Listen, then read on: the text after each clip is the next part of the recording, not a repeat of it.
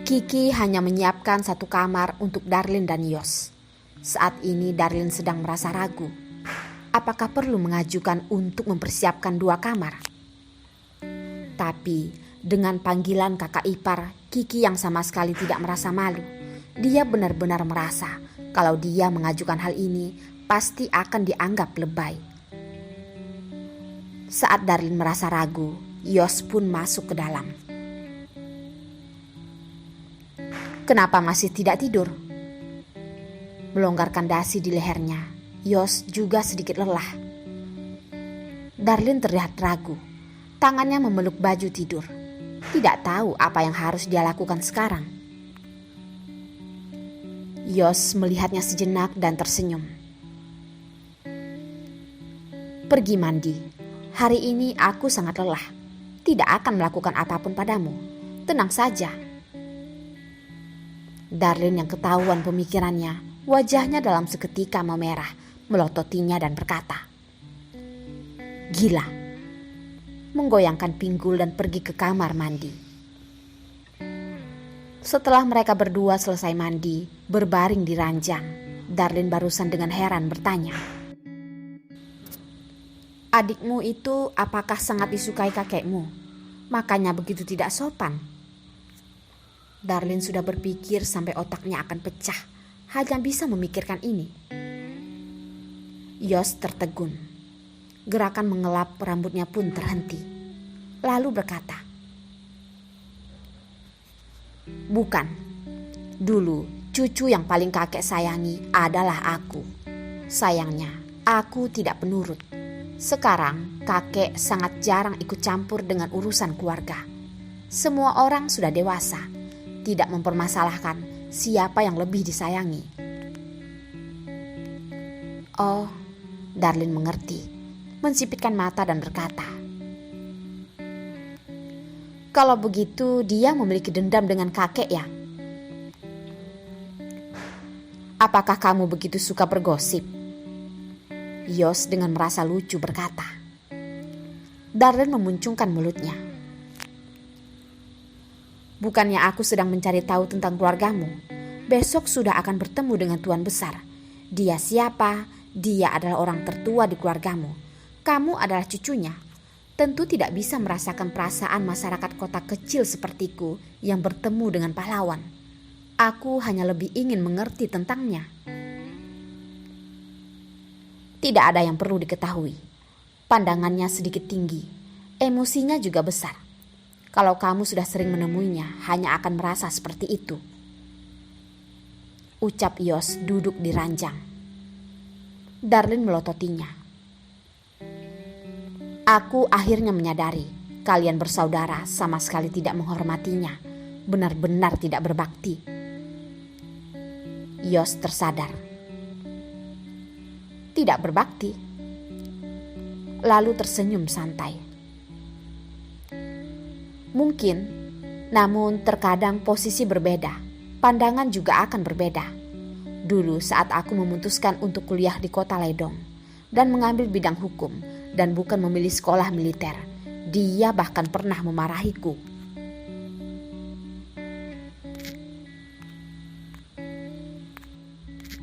Darlin berpose, menatap Yos, berharap dia bisa menceritakan masa lalunya dengan jelas. Jujur, saat kuliah, dia dan Jen juga sama seperti teman lainnya. Semuanya mengira dia adalah si jenius yang miskin. Namun karena dia itu sangat tampan, karena nilainya yang bagus, karena adalah pria idaman. Jadi, walaupun Yos miskin, tapi tetap menarik banyak wanita di sekolah. Hanya saja pria idaman itu didapatkan oleh Jen. Memikirkan dulu saat mereka berdua begitu saling mencintai, Darlin tiba-tiba merasa sedih. Yos sepertinya masih sedang memikirkan masa lalu. Akhirnya merasa tidak ada yang perlu dipikirkan, menggelengkan kepala. Tidak perlu bagaimanapun, akhirnya aku mendapatkan apa yang aku inginkan. Namun keadaan Kiki denganku berbeda. Kedepannya tidak peduli melihat betapa Kiki tidak menghormati kakekku Kamu jangan ikut campur. Anggap saja tidak melihatnya. Mengerti? Oh, Darlin tidak mengerti. Yos mengelus kepalanya. Akhirnya mencium sudut bibirnya. Segera tertidur. Darlin yang awalnya mengira dia tidak akan bisa tidur karena tegang, tapi tidak tahu apakah karena ranjang pila ini terlalu nyaman, atau karena di sisinya ada aroma pria yang sudah lama dia rindukan. Dia bahkan begitu cepat tertidur. Selain itu, dia juga tidur sangat nyenyak sampai pagi. Setelah sarapan, Yos pun membawa mereka sekeluarga berangkat. Tentu saja, selain mereka bertiga, juga ada Kiki. Tatapan Kiki sedikit berubah dibandingkan dengan semalam yang begitu agresif. Hari ini dia terlihat sedikit tidak bersemangat. Setelah menyapa mereka, dia pun menguap kembali dan berkata, "Kakak, barang sudah aku siapkan untukmu, ada di dalam mobil." Yos menganggukkan kepala. "Terima kasih. Tapi Kak, kamu menyuruhku menyiapkan barang itu. Si tua bangka tidak akan melihatnya. Seumur hidup ini barang apa yang belum pernah dia lihat. Mungkin membawakan ini ke sana juga hanya akan ditaruh sampai berjamur. Sungguh menghambur-hamburkan uang saja. Hadiah tidak boleh kurang," ucap Yos. Kiki pun merasa sangat tidak menyenangkan dan tidak mengatakan apapun lagi. Sepanjang jalan, Kiki terus menguap, tapi malah supir hari ini adalah dia. Melihat itu pun Darlin merasa takut. Hanya takut terjadi sesuatu pada mobil. Mungkin karena Darlin terus melihatnya, Yos juga sudah menyadarinya. Mengerutkan dahi, Yos berkata, "Semalam tidak tidur nyenyak ya?" "Mana mungkin, jarang-jarang keluar bermain dengan mereka. Tidur dengan sangat nyenyak. Tapi begitu memikirkan akan pergi menemui wajah yang serius dan beku itu, aku pun menjadi ngantuk," ucap Kiki melambaikan tangan. Darlin terdiam sejenak, memutuskan untuk mendengar ucapan Yos semalam. Hanya menganggap dia tidak mendengarnya. Mobil perlahan melaju ke jalan yang sepi. Setelah itu adalah sebuah tempat yang luas. Mulai ada penjaganya. Setelah sampai di depan pintu taman, di depan pintu pun terlihat banyak penjaga. Semuanya memegang pistol asli dan berpakaian warna hijau. Terlihat begitu ketat. Di saat seperti ini, warna mobil Kiki menjadi keberadaan yang menarik perhatian orang-orang. Di depan pintu, mobil berhenti untuk diperiksa. Seorang pria penjaga yang memegang pistol dengan wajah tidak berekspresi. Darlin sudah tidak bisa menghitung di kaki gunung ini sudah ada berapa kali pemeriksaan. Dalam hati berkata, ternyata ingin menemui orang penting juga tidak mudah. Akhirnya setelah beberapa kali pemeriksaan, akhirnya sampai di depan pintu tempat tinggal Tuan Besar. Kiki yang perasaannya sama dengan Darlin pun menghela napas. Akhirnya selesai. Setiap hari seperti ini, bahkan tidak merasa lelah. Tidak tahu sedang mengatakan tentara itu atau sedang mengatakan kakeknya.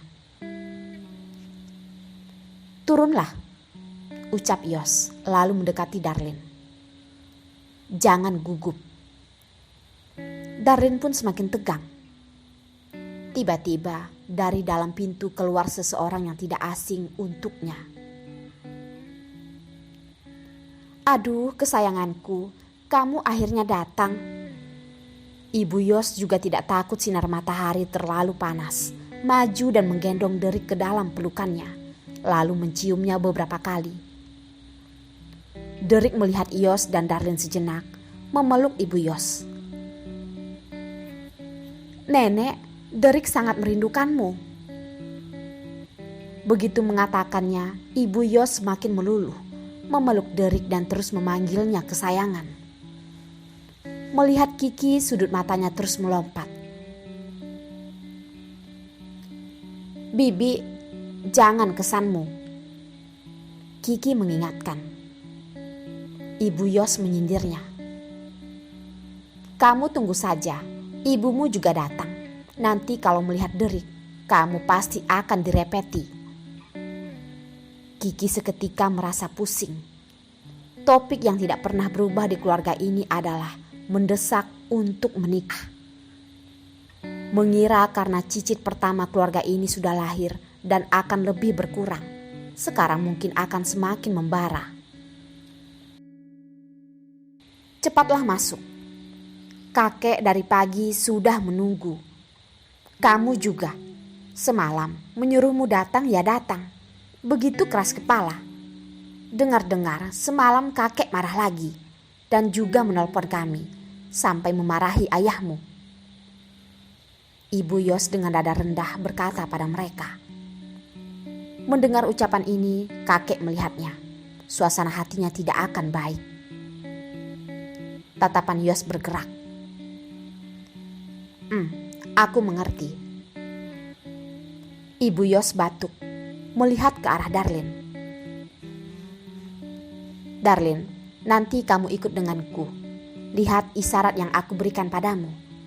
Kakek sudah tua, hanya terlihat sedikit galak. Sebenarnya dia tidaklah buruk. Kamu jangan takut." Darlin yang awalnya tegang, saat ini tiba-tiba merasa kaki dan perutnya gemetaran. Yos meliriknya. "Ibu, kamu tidak perlu mengkhawatirkan istriku. Yang penting kamu lebih banyak bicara saja." Yang menyambut Yos adalah sindiran mata ibunya. Berbaik hati malah tidak dihargai. Mereka pun berjalan masuk ke dalam rumah. Seketika menarik perhatian orang yang ada di dalam rumah. Darlin melihat keadaan sekitar. Yang duduk di tempat utama terlihat begitu tegas. Itu adalah tuan yang sering muncul di televisi. Saat ini sedang bertatapan dengan Yos, sedang menatap kemari dengan tatapan tajam. Hanya melihat Darlin sejenak dan sudah membuatnya hampir tidak bisa bernapas. Di sisi kakek juga duduk seorang pria parubaya dan juga sangat tegas. Hanya saja dibandingkan dengan kakek, sepertinya terlihat tidak berdaya. Seharusnya itu adalah ayah Yos. Yos merangkul bahu Darlin dengan erat, maju ke depan. Darlin merasa kaki dan tangannya bergerak bersamaan. "Kakek, ayah, bibi kedua. Ini adalah istriku, Darlin. Ini adalah putra kami, Derek." Yos sepertinya sudah merasakan suasana yang tegang ini, memperkenalkan mereka. "Darlin, ini adalah kakekku, ayahku dan juga bibi keduaku." Darlin berusaha untuk tersenyum menyapa mereka. "Halo kakek Yos, ayah Yos, bibi Yos." "Yos, ini tidak seharusnya kan? Kenapa memanggil dengan begitu berjarak? Jangan-jangan kamu masih belum mendapatkannya ya?" Bibi kedua Yos langsung melihat Yos, menghidupkan suasana. Yos langsung berkata, "Darlin itu pemalu. Pertama kali bertemu tidak berani begitu langsung. Tapi kami sudah menikah. Memanggil seperti ini memang terlalu berjarak."